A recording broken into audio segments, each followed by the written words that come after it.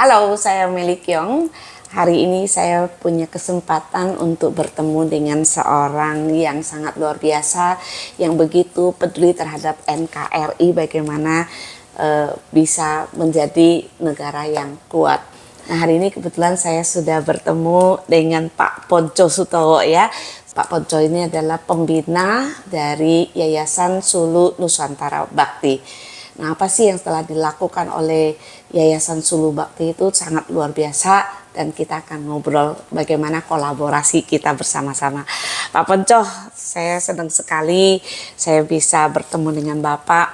Saya yakin sekali Bapak juga kayaknya lihat perkembangan Indonesia sekarang ini, aduh rasanya kita mau ngapain gitu ya Pak ya gitu.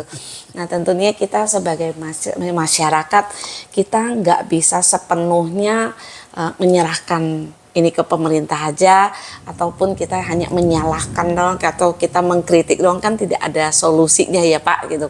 Nah kira-kira apa sih yang kira-kira Bapak bisa apa menyampaikan sesuatu ke masyarakat umum nih, khususnya buat orang tua di rumah ya. Terima kasih Bu Meli. Nah, ketemu lagi, sudah lama kita. Iya betul Pak. Saya kira pembangunan Indonesia itu adalah pembangunan yang berkelanjutan. Dan kalau membangun peradaban itu kita membagi di dalam 3 ranah, 3 domain. Yang pertama yang disebut dengan ranah tata nilai atau ranah budaya. Ranah yang kedua adalah ranah tata kelola atau manajemen. Yang ketiga adalah ranah tata sejahtera gitu.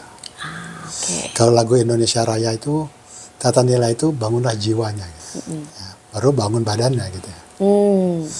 Membangun jiwa itu menjadi sangat penting. Karena yang membedakan masyarakat yang bagus, yang kuat, yang peradaban tinggi dan tidak itu tergantung kualitas jiwanya. Dan manusia itu belajar dari mulai lahir sampai dia meninggal.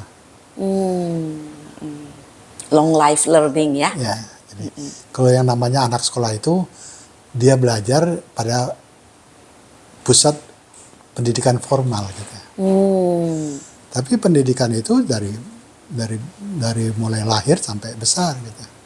Pendidikan itu dibantu karena manusia itu punya kemampuan untuk menyimpan memori di luar badannya gitu. Di buku, di tulisan, di film, di mana gitu.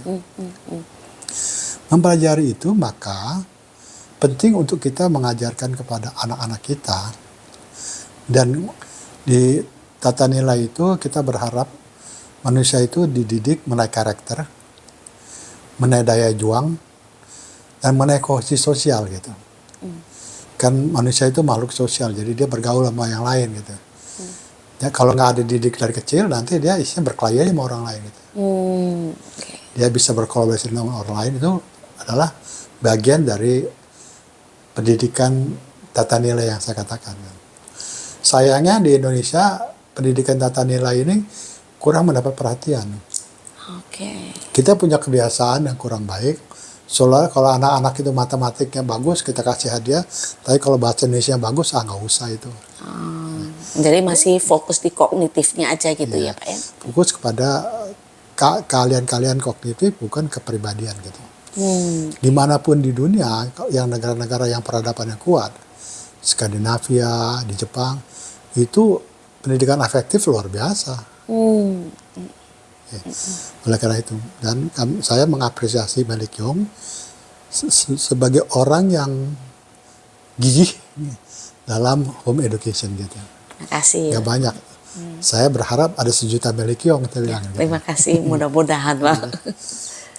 Budaya itu bukan sesuatu yang kisera-sera, terserah mau jadi apa.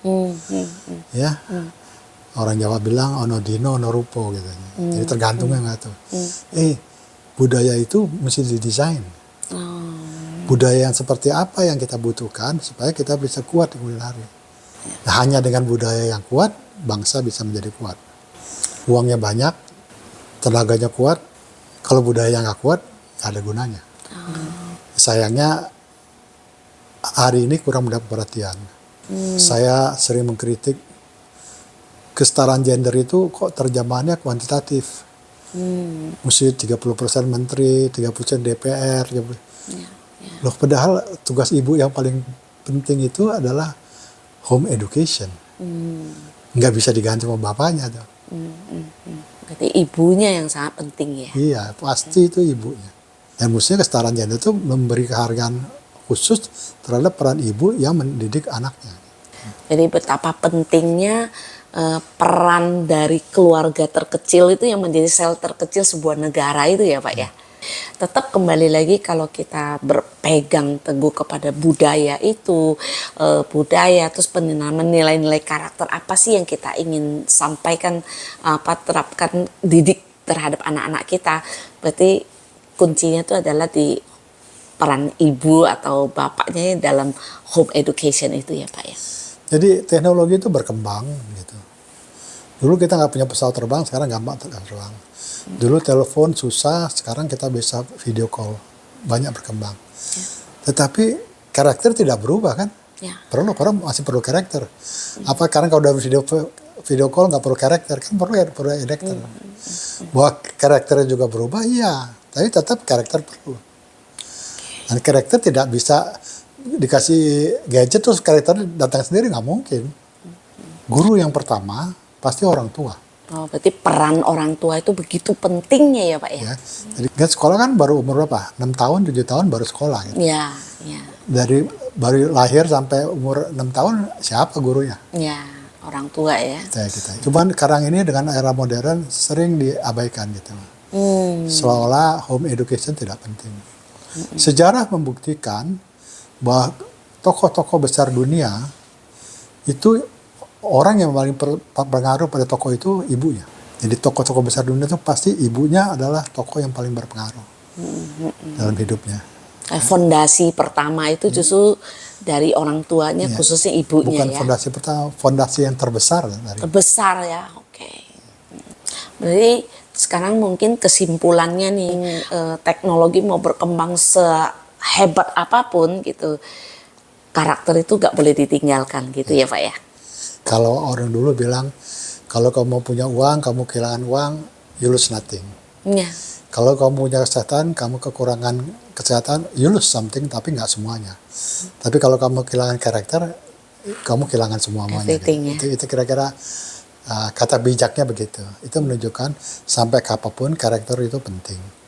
Berarti apa yang saya tuliskan di dalam buku ini mengenai tur karakter berarti masih sangat-sangat relevan ya untuk kita perjuangkan untuk home education ya Pak. Ya. Yang penting gini, karakter itu penting. The best way to deliver karakter itu melalui home education. Oke. Dan tata nilai itu tidak cukup dengan kognitif, harus efektif. Keteladanan itu lebih penting daripada pengetahuan. Oke. Gak cukup hanya dikasih pengetahuan aja, mesti ada keteladanan. Buat teman-teman semua di seluruh Indonesia ya, ibu-ibu ya, kita sudah banyak dapat dari Pak Poncol bahwa yang namanya pendidikan karakter itu tidak bisa digantikan oleh apapun. Jadi itu harus kita terus perjuangkan bagaimana pendidikan karakter itu dimulai dari keluarga. Jadi home education sangat penting. Jangan lupa selalu follow medsosnya kita Menata Keluarga. Terima kasih.